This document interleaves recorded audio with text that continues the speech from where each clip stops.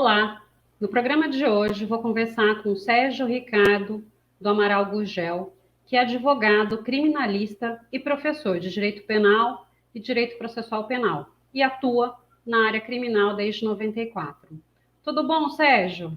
Tudo bem, doutora Renata. É um prazer estar aqui, uma satisfação muito grande, uma honra, acima de tudo. O prazer é nosso. Sérgio, eu já te introduzi aqui rapidamente, mas seria interessante se você falasse um pouquinho da sua formação e da sua experiência profissional, para compartilhar isso com a gente também. Sim, eu me formei em 95, na Faculdade de Direito aqui no Rio de Janeiro, e sempre tive dificuldade no que diz respeito a estágio, como quase todos os estudantes de Direito, e acabei prestando concurso para a Defensoria Pública, para estágio da Defensoria Pública. Mas durante todo o período da faculdade, todo período não, uma parte, né? Eu atuei, eu já trabalhava como assessor de deputado na Assembleia Legislativa aqui do Rio de Janeiro. E formado, aí vem aquela parte que meus professores chamavam de sexto ano, a parte mais dura, que a gente se lança à advocacia. Eu tinha o sonho de advogar, e principalmente na área criminal. Eu sabia que o caminho era árduo e não desisti em nenhum momento. Eu advogava em parceria com diversos escritórios e, ao mesmo tempo, eu recebi convite para ministrar aulas de direito penal, depois pediram para que eu ministrasse aula de processo penal, e fui crescendo. Acabei também ministrando aulas de legislação especial, envolve a própria lei ambiental, né? E com essa atividade de advogado e professor, eu acabei também recebendo um convite para escrever livros jurídicos. Acabei escrevendo 6 livros para Fortune, para Campos Elsevier, e hoje sou autor da editora Ímpetus. E nessa empolgação de escrever, também acabei me aventurando a escrever um livro de memórias sobre o meu avô, que também ainda é famoso em São Paulo, né? Mas com o passar do tempo vai tendo no esquecimento, que foi diretor da Rádio Nacional, foi um grande novelista da época da rádio, escreveu um livro de memórias também. Então, no total, eu escrevi 7 livros, tenho 7 livros publicados, e eu tenho um prazer também imenso de escrever artigos jurídicos, entre eles alguns da área ambiental, nessa parte ambiental. Uhum. Hoje eu advogo aqui no Rio de Janeiro, no Costa Melo e Gurgel Advogados, na parte criminal. Eu cuido dessa parte criminal do escritório, além de prestar serviços de consultoria em geral. Não, bacana. E realmente, 8 livros é algo assim, é notável, né? Porque a gente sabe do empenho, do que é, de fato, escrever um livro, né? Não é tão simples quanto parece. E, Sérgio, falando um pouco aqui na questão, né, do direito ambiental e do direito penal. O direito penal, ele surgiu dentro, né, do direito ambiental com a edição da Constituição Federal de 88 aqui no Brasil. E 10 anos depois a gente teve a Lei de Crimes Ambientais.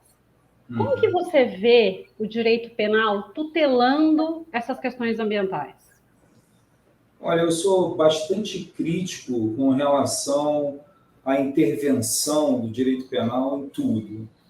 Eu vejo o legislador tendo pouca preocupação com certos princípios que dão base ao direito penal, como o princípio da subsidiariedade, de que o direito penal deve intervir somente naqueles casos mais graves, aquelas lesões mais graves, deixando aí para o direito civil, o direito administrativo, a solução desses conflitos, entrando no direito penal nas questões mais graves. Eu vejo que o legislador, a cada dia que passa, ele vai se esquecendo desse aspecto, dessa característica, esse teor subsidiário do direito penal, essa fragmentariedade também que acompanha, a intervenção mínima que deve ser observada também no âmbito do direito penal. Então, eu acho a intervenção do direito penal, não só nessa parte ambiental, como em outras áreas, aqui no Brasil, bastante exagerado. E até na lei ambiental mesmo, admitindo a intervenção do direito penal, creio eu que deveria ter se limitado àquelas lesões realmente graves, e não a qualquer tipo de lesão ao meio ambiente. Não, perfeito. Eu compartilho desse entendimento, tá, Sérgio? Eu tenho um livro também que eu escrevi, na verdade foi minha tese de doutorado, que foi sobre a responsabilidade penal ambiental. E eu discuto um pouco isso, né? Na verdade, o direito penal ele não seria para tutelar esses interesses. A gente já tem um direito ambiental na esfera civil que dá conta, que tem penas aí que são penas duras. A gente tem o direito administrativo. Então, por que você vai ler do direito penal? É que, no fim das contas, é um meio de coerção, né? É um meio aí coercitivo para se cumprir, talvez, questões que o direito civil e o direito administrativo, acho que na época não davam conta, e que hoje a gente sabe que dá. Então, assim, brevemente, um pouco essa a crítica que eu faço, né, compartilho desse entendimento, porque tem muita gente que a gente sabe que é favorável, né, à atuação aí na esfera criminal, mas eu particularmente entendo também que conforme o direito ambiental vai avançando nas outras esferas, o direito penal ele acaba perdendo um pouco, né, a razão e pela própria natureza do direito penal. Sim. E para todo mundo aqui entender um pouquinho, explica como que funcionam as penas no direito penal ambiental. Isso é um dado até curioso, porque o nosso legislador, ele, conforme eu disse anteriormente, ele pouco se preocupa com esse caráter subsidiário do direito penal e avança muito, ainda mais nos dias atuais, com essa onda, que posso dizer assim, punitivista. Nós estamos vivendo um momento de produção em larga escala de crimes, de leis penais, né? Mas, por um outro lado, as penas são baixas na lei ambiental. Uma grande parte dos crimes da lei ambiental, eles apresentam uma escala penal baixa, ou seja, são crimes que dificilmente vão levar alguém para a cadeia. Então, eu também concordo com o que foi colocado agora pela doutora sobre essa quase que inutilidade, às vezes, da intervenção penal, porque, no final das contas, o indivíduo vai resolver tudo na esfera do juizado especial criminal. Muitas infrações ali são infrações de menor potencial ofensivo. E é claro que o legislador ele criou um mecanismo para conseguir aquele objetivo maior na questão ambiental, que é a reparação do dano ambiental. Tanto que o artigo 27, que trata da composição civil, ele é diferente lá da prevista, aliás, da transação penal, aliás. A transação penal prevista no artigo 27 exige a composição civil como condição para a proposta. Afinal de contas, é a meta. E o artigo 28, que trata da suspensão constitucional do processo, também, para a declaração de extinção da punibilidade, exige a reparação do dano, né? Então, a gente nota que, realmente, há aquela intimidação com a imposição de uma pena para se conseguir, na realidade, a reparação do dano ambiental. E aí que surge o questionamento. Seria realmente necessário? Isso não poderia ter sido resolvido, na maior parte dos casos, no âmbito civil, no âmbito extrapenal? É claro que nós temos crimes ali que são graves, lesões ao meio ambiente, que duvidamos até quanto à possibilidade de reparação do prejuízo, a reparação, a restauração do meio ambiente. Quando se fala em elementos radioativos, lá entre os crimes de poluição, da seção, a gente até desconfia, será que é possível a reparação integral do dano, a restauração do meio ambiente? E, por um outro lado, a contradição nisso tudo é que as penas são baixas também. Então, o crime de caça, por exemplo, no artigo 29, é um crime que choca todo mundo. Quando aparece uma notícia na TV sobre o artigo 29, a pessoa fica chocada. mas quase ninguém sabe que a pena é baixíssima, a pena de 6 meses a 1 ano, se não estou enganado. Então, infração de menor potencial ofensivo, que dificilmente vai se desdobrar num processo criminal. E nós temos as penas tratadas na Lei 9.605 de 98 de forma mais específica do que o Código Penal. É uma lei especial e, por ser lei especial, disciplinando matéria já tratada no Código Penal, pode regular de forma diferenciada.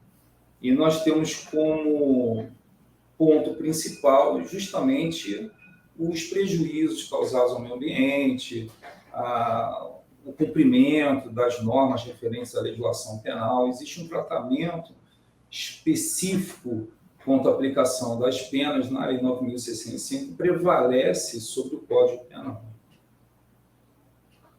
Perfeito. E, Sérgio, como que é, né, essa penalidade aplicada tanto para a pessoa física como para a pessoa jurídica, né? Como que é essa responsabilidade na esfera penal? Como que diferenciar isso?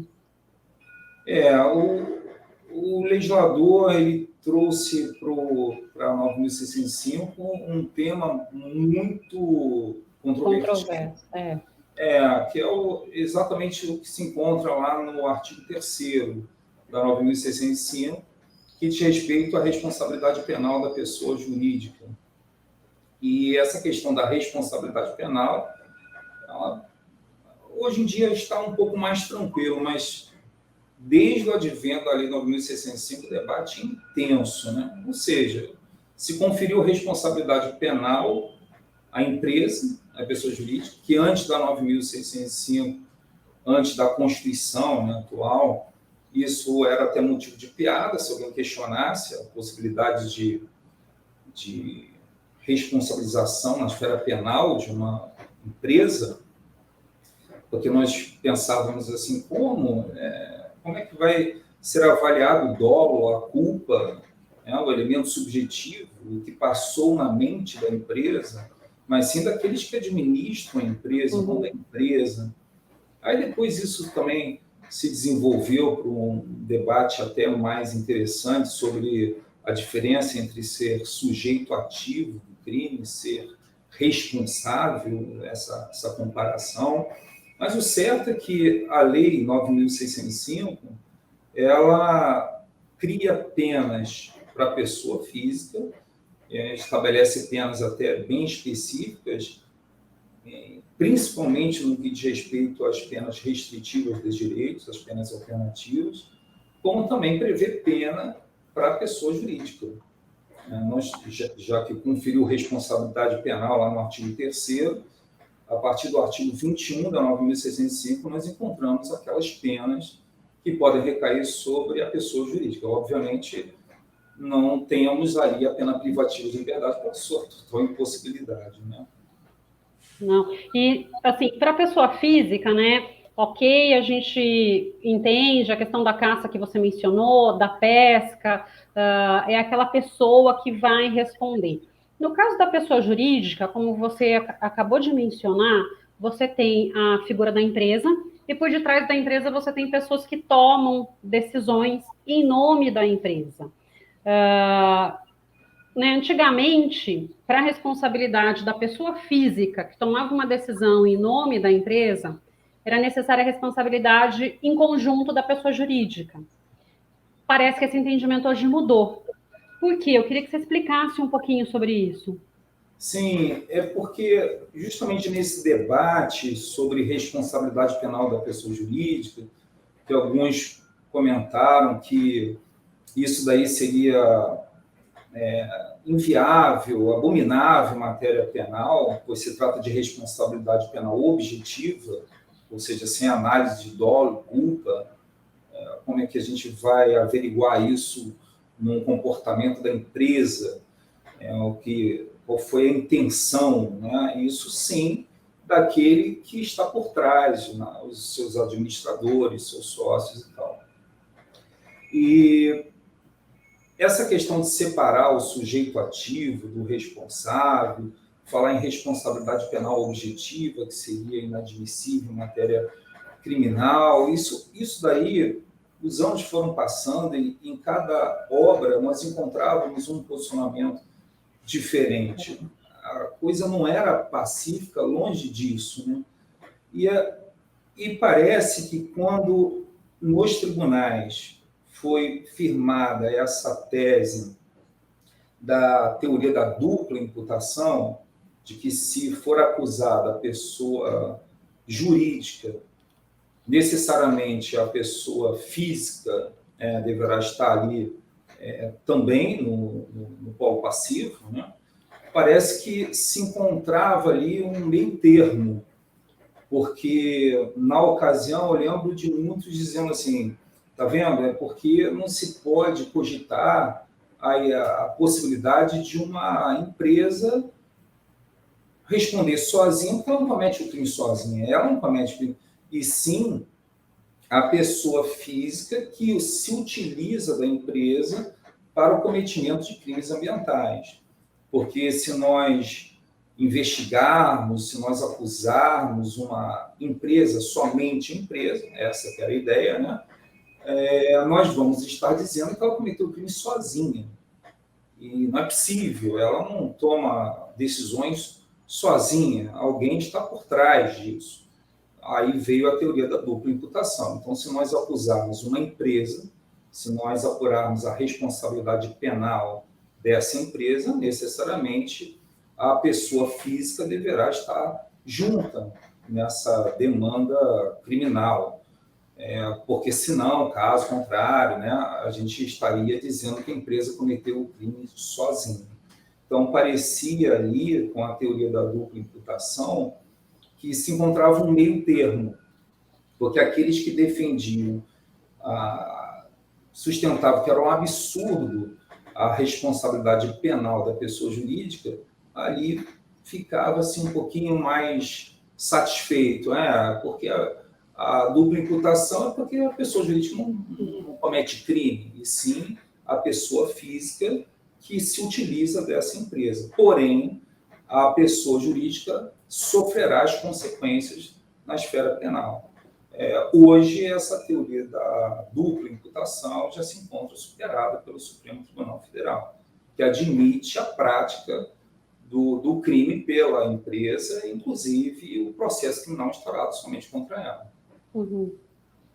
E você já viu alguma situação em que a empresa ela acaba sendo inocentada da prática do crime ambiental e quem responde unicamente é a pessoa física na figura de um empregado, de um prestador de serviço?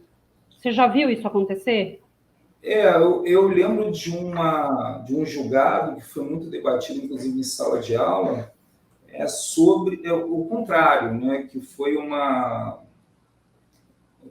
pessoa física, um administrador da empresa, mais a empresa, foram acusadas da prática do crime, e no final, somente a empresa sofreu Somente a empresa. a pena, né? A pessoa física foi inocentada. Aí alguns comentaram assim, olha, então a empresa cometeu o crime sozinha, ela toma decisões sozinha.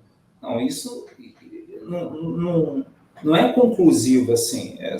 No processo ali ficou demonstrado, eu não sei porque eu não atuei nesse processo, eu vi só por alto julgado e as notícias sobre ele, mas aquela pessoa pessoa física que foi acusada, pode ser que não tenham conseguido angariar provas suficientes para a condenação.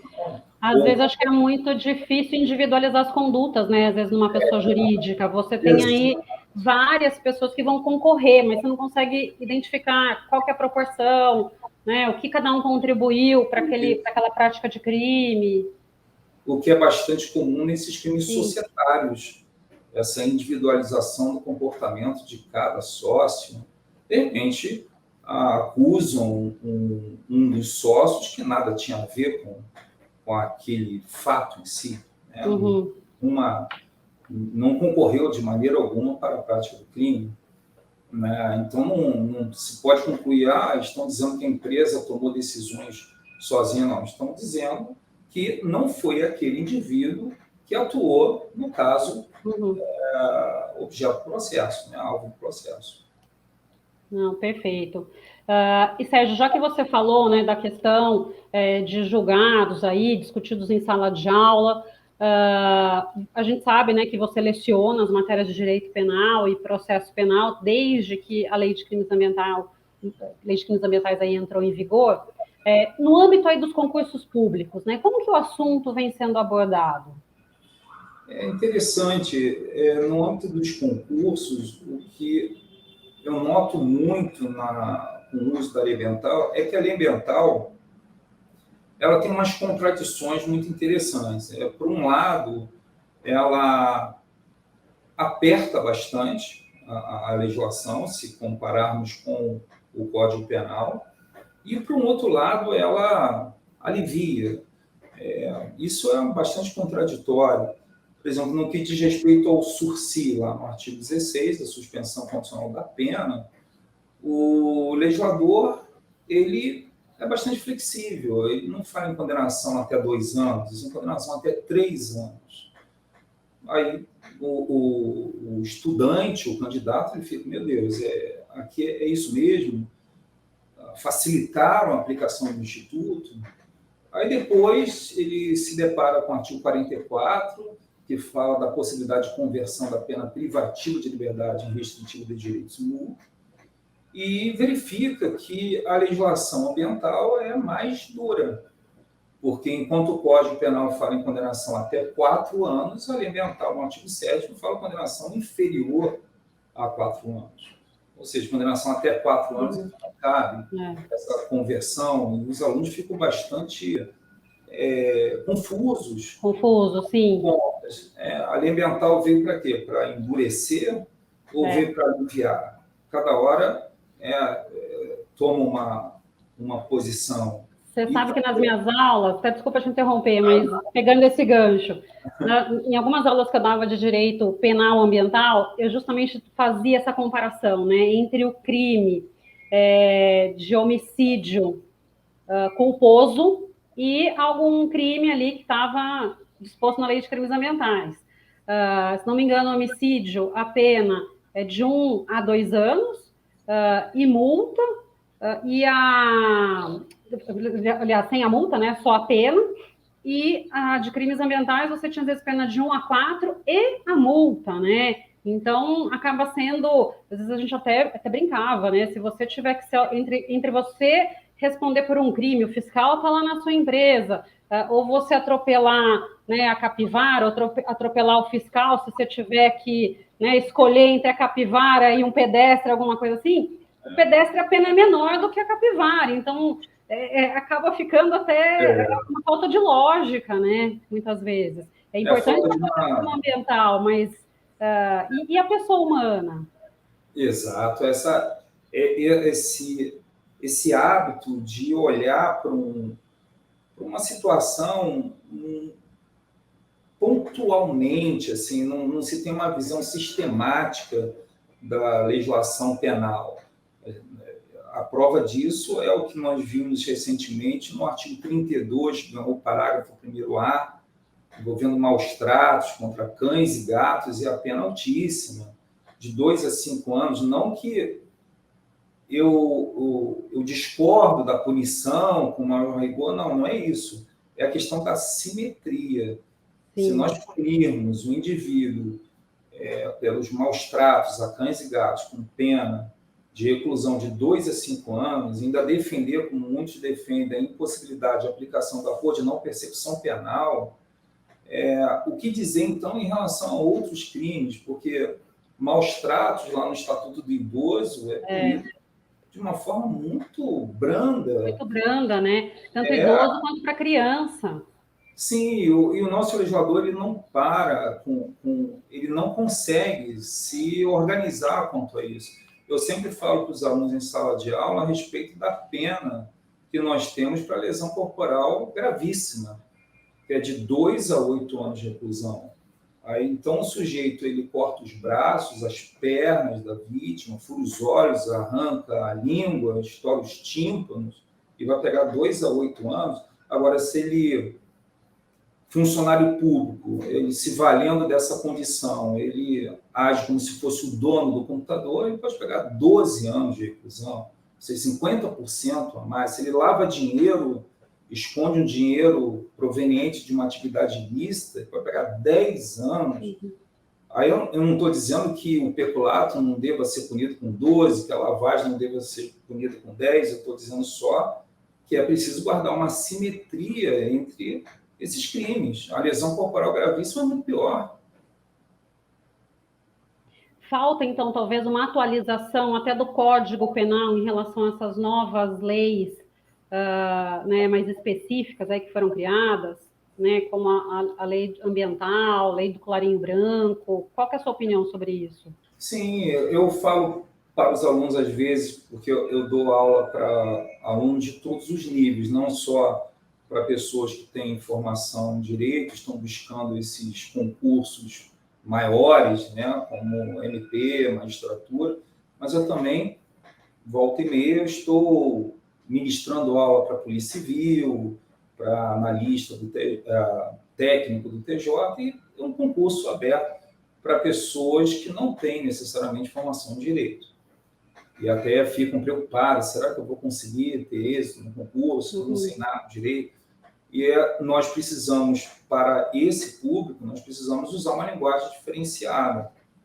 Nós precisamos explicar de uma forma, assim, com de várias maneiras, a mesma coisa, usando para todo mundo alcançar. E eu costumo brincar com esses alunos que não têm conhecimento nenhum na área jurídica, estão se aventurando, e é bonito ver o sucesso deles depois no concurso, como é que eles pegam bem a matéria, que o direito é uma matéria, é uma ciência lindíssima, né? Eu falo que o direito penal é um jogo de vareta. Os mais jovens não entendem o que eu estou falando, né? Jogo de vareta, o que é isso? Tem muita gente que já nasceu no meio do videogame, né? Mas os mais velhos entendem muito bem o que é o jogo de vareta. Você vai mexer numa vareta, cuidado, porque vai afetar tudo. Então, vou mexer num artigo, vou elevar pena, vou tornar aquele crime gravíssimo, mas e os outros? A coisa não pode ser vista pontualmente, tem que ser analisada no contexto, né? Todo o direito penal. É o que eu falo dessas penas muito altas para alguns crimes que realmente merecem uma punição, talvez, mais severa, ok? Mas e os outros? Não pode ter essa desproporção. Afinal de contas, o direito, se não for voltado para o indivíduo, para o bem-estar, para a felicidade do indivíduo, eu entendo que o direito não vai servir para nada. Sim. E às vezes essas leis especiais que surgiram de forma, né, surgiram mais recentemente, muitas vezes surgiram como uma resposta a algum fato que ocorreu, né? Então, uma resposta social a um evento pontual e se pretende dar uma proteção extrema por conta dessa situação, né? A lei de crimes ambientais, esse histórico que eu levantei, foi por conta dos altos índices de queimada na Amazônia e uma pressão internacional. Então, logo que o Fernando Henrique estava no governo, como uma resposta à pressão que vinha sofrendo, editou a lei de crimes ambientais. E foi pego um trecho de algo que deveria ser uma legislação maior, voltada para o direito ambiental, foi pego um capítulo e ela foi aprovada, acho que em 48 horas, né, em caráter de urgência. Então, às vezes, falta o debate, falta análise. A gente vê ali o primeiro artigo da lei sendo vetado. Tem até uma brincadeira, né? O Paulo de Bessa Antunes, ele brinca: o que esperar de uma lei que o artigo 1º já é vetado? Então, então, assim, e daí tem algumas partes que ela trata de responsabilidade civil, né, mas que não faz sentido nenhum, ela tem menção, né, responsabilidade civil, mas não faz sentido nenhum aquela menção. Então, a gente vê realmente ali algumas falhas na criação da norma, né, e é uma pena, porque muitas vezes, quem normalmente redige muitas vezes não tem o conhecimento técnico, né? Não tem essa visão, às vezes, do todo que precisa para você não ter essas distorções, essas discrepâncias. Ah, Né? exato. Então, Precisava de um estudo, né? Um debate sim. bem Um mais debate intenso. social, né? Isso, e não uma questão pontual, como vem acontecendo em outros Sim, setores, trânsito, por exemplo, né? A gente está vendo isso, cada notícia a respeito de uma barbaridade no trânsito, a resposta que se dá é pegar aquele crime em particular e e aumentar a pena, né? aumentar a pena, É. né? E aí quando perguntam para mim, mas vai fazer o quê? Aí parece lugar comum, parece clichê, mas eu tenho que ser repetitivo. É a questão de educação. A questão ambiental é uma questão de educação acima de qualquer coisa. É. Acho que de educação, de maturidade, porque se eu, né, pelo menos assim, eu acredito que se que a legislação demorou para ser aplicada, principalmente na esfera civil, na esfera administrativa, por falta, talvez, de conhecimento um pouco do que era responsabilidade objetiva, até onde se podia ir, até o próprio Ministério Público, os agentes fiscais aí da lei, demoraram um pouco, acho que, para conhecer, entender e começar a aplicar de fato. E mais do que isso, né? A gente tem um processo judicial que demora, então, para você ter a condenação, demorou aí uns 10 anos para a gente ver essas condenações na prática.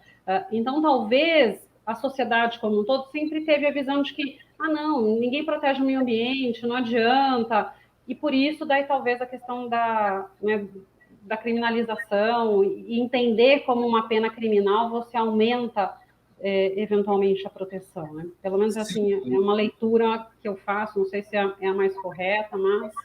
Não, correto. A questão da educação é tão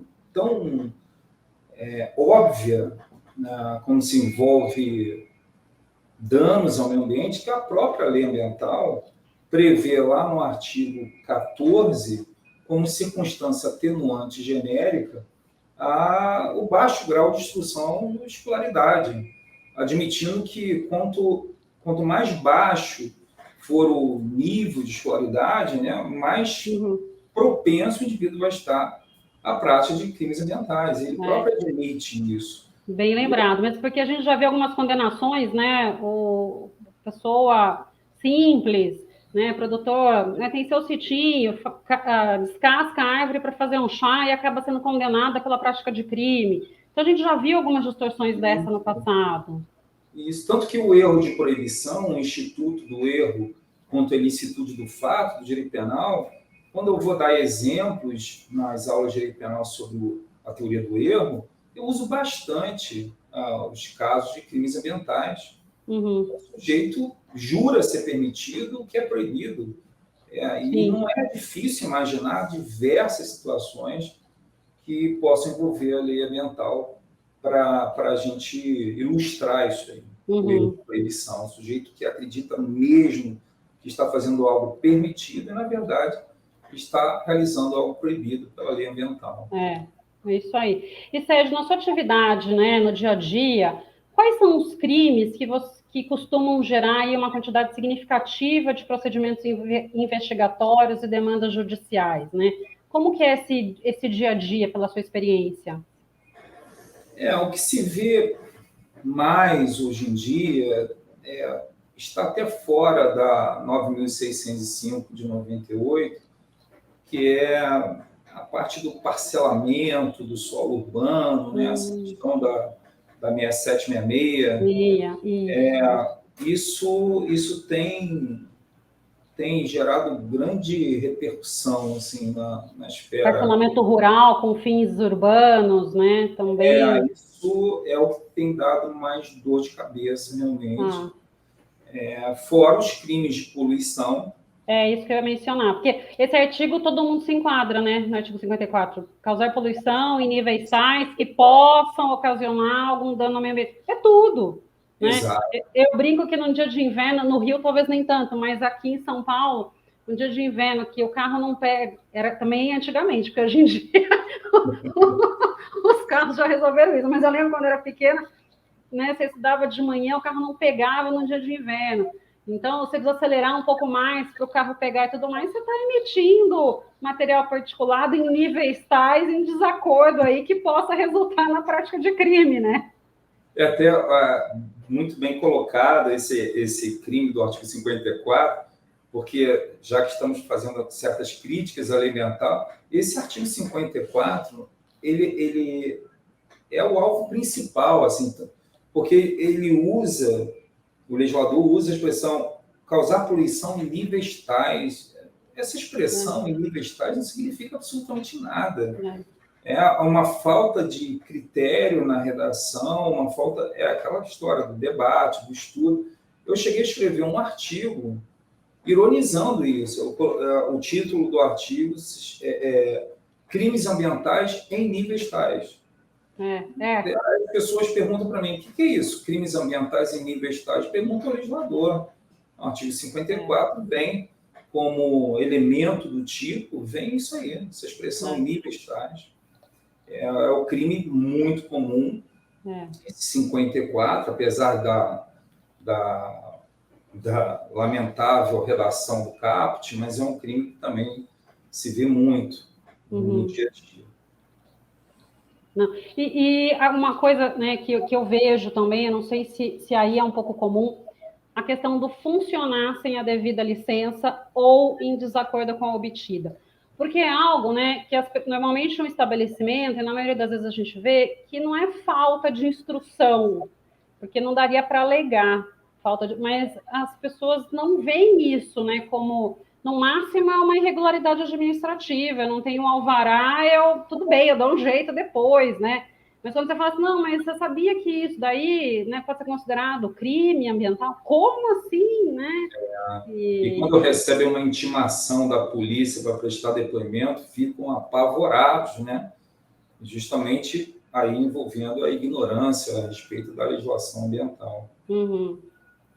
Não, perfeito. E se a educação fosse realmente um instrumento de combate ao crime, não só ambiental, mas todos os crimes, nós não precisaríamos de uma legislação como essa. Um investimento na educação dispensaria muitas dessas leis, muitas dessas penas. O que a gente está conseguindo com essa legislação cada vez mais rígida é passar a assumir, daqui a pouco, a ponta em termos na colocação dos países com a maior população carcerária do planeta. É o que a gente acaba vendo como efeito disso tudo. Sérgio, eu sou fã desse tema, a conversa está uma delícia, mas acho que a gente precisa seguir aí para finalizar. Deixa uma mensagem aqui para os nossos ouvintes. Para quem, acredito que quem acompanha, quem está nos acompanhando, seja uma pessoa interessada nos temas jurídicos, né? E a minha mensagem é que o aprofundamento, até mesmo de quem atua em outras áreas, mas o aprofundamento, o interesse por temas como esse, crimes ambientais, entre outros, só vem a servir para a melhora da nossa legislação, o debate. Hoje é tão fácil ter acesso à informação, tem tudo na internet, e eu fico feliz quando eu vejo pessoas que nem são da área jurídica abrindo debates como esse, né? Esse conhecimento, ainda que mínimo, vai favorecer, vai acabar repercutindo lá no Congresso Nacional, para a gente exigir uma legislação um pouco mais racional, um pouco mais equilibrada. Sérgio, muito obrigada.